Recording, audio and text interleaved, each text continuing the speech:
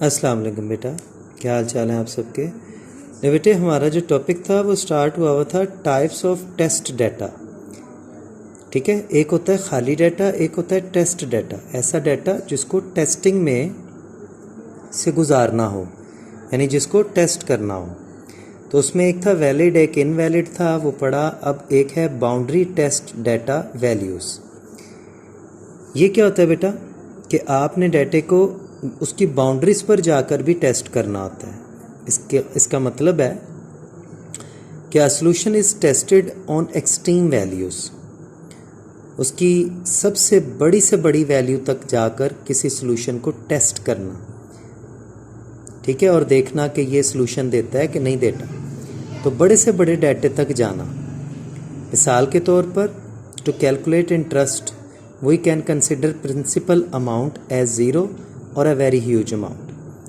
तो कहता है कि बेसिकली ये बाउंड्री टेस्ट डाटा का मतलब होता है कि आप डाटे का सॉल्यूशन देखने के लिए उसकी एक्सट्रीम यानी उसकी बड़ी से बड़ी वैल्यू तक जाते हो और देखते हो कि क्या सॉल्यूशन पॉजिटिव आ रहा है कि नहीं आ रहा। ठीक है, उसने मिसाल दिया है कि फ़र्ज़ करो कि अगर आपने इंटरेस्ट मालूम करना हो तो इंटरेस्ट की प्रिंसिपल अमाउंट आप क्या देंगे।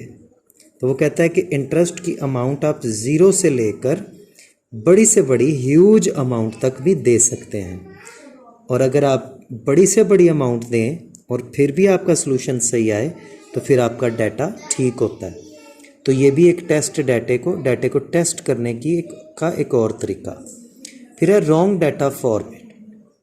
ये भी टेस्टिंग की एक चीज़ होती है कि आपका फॉर्मेट गलत हो जाता है। इसमें क्या होता है मैं बताता हूँ। It is wise to check how the system reacts on entering data in an appropriate format.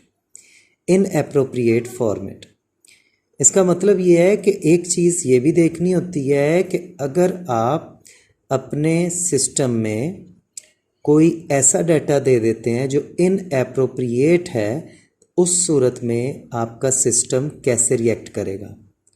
मिसाल के तौर पर, अगर आपने इनपुट के तौर पर अल्फ़ाबेट्स देने थे, यानी ABCXYZ देना था एज ए इनपुट, लेकिन उसकी बजाय अगर आपने नंबर दे दिए,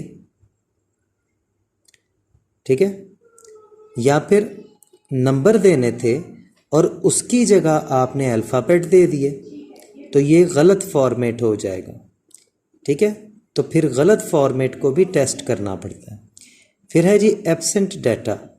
it is also important to investigate that the solution still works if less number of inputs are given then expected. अब इसमें ये होता है बेटा कि फ़र्ज़ करें कि आपने प्रोग्राम बनाते हुए जो इनपुट वैल्यूज़ दी थी वो थी 10। ठीक है, इनपुट वैल्यूज़ थी कितनी? 10। फॉर एग्जांपल ABCDEFGHIJ 10 वैल्यूज़ आपने देनी थी। लेकिन जब आपने सॉल्यूशन के लिए वैल्यूज़ दी तो आपने 10 की बजाय 8 दे दी, या फिर 10 की बजाय 12 दे दी, 13 दे दी, 10 से ज़्यादा दे दी या 10 से कम दे दी। ज़्यादा को तो नहीं कंसिडर करेंगे, कम को करेंगे।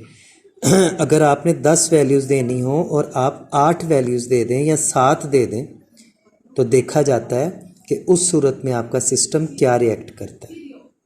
ठीक है जी, तो ये बेटे काफ़ी पेचीदा सी किताब है, कोई बात नहीं है, आपको थोड़ी इसकी समझ आएगी। थोड़ा लड़ना लाजमी है इसके साथ बेटे, इसको एक दफ़ा ज़रूर ऑब्ज़र्व करना है। इंशाल्लाह ताला अगर कोई इशू होगा तो फिर जब हम क्लासेस में ऑन होंगे तो हम फिर इसको आमने सामने रखेंगे। असल में बेटा ये एक प्रैक्टिकल बुक है, इसके लिए क्लास का माहौल होना, बोर्ड होना, कुछ चीज़ों का होना बहुत ज़रूरी है जो यहाँ पे इस तरह अवेलेबल नहीं है। तो इस वजह से ये जो आपका लेक्चर है काफ़ी हार्ड हो जाता है, आई नो दैट। लेकिन आप बिल्कुल परेशान ना होइएगा, बस मेरे काम को 1 से 2 बार पढ़ के ज़रूर रखें ताकि इसके साथ आपकी जान पहचान हो जाए। बाकी काम मैं इंशाल्लाह ताला जब एकेडमी ओपन होगी तो फिर साथ साथ करवा लूँगा इंशाल्लाह। ओके बेटे, अल्लाह हाफिज़।